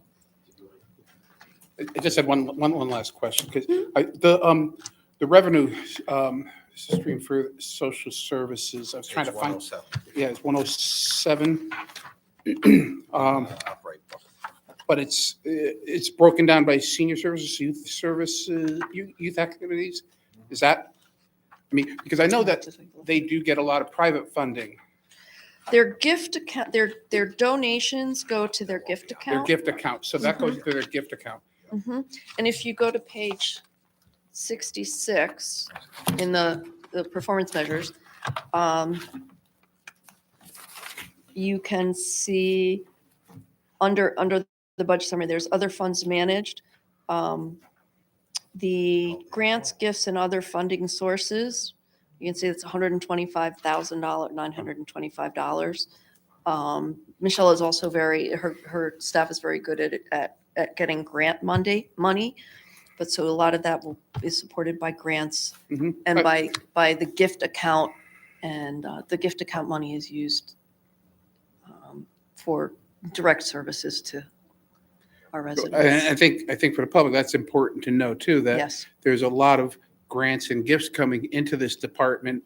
And, if they're looking to support something in this town, it's a great department to support as well. So- It absolutely is. It directly helps our neighbors when the donations are made to this department. Yes. Yep. Thank you for bringing that up. All right. Other questions or comments? Well, we will tell Michelle you did a fine job representing the department. Thank you. All I think that department does an amazing job.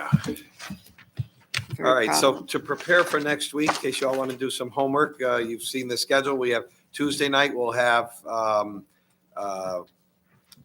public safety, the fire, police, animal control, building inspection. And then Thursday, we'll do the public works and public properties and pool.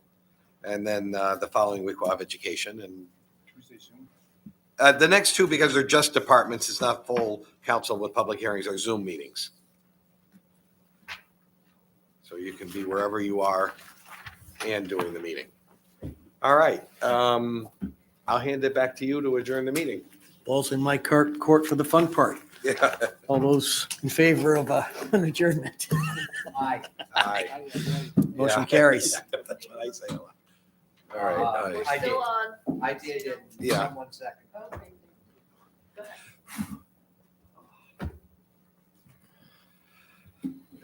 It was a successful vote, Marilyn. Was there any doubt?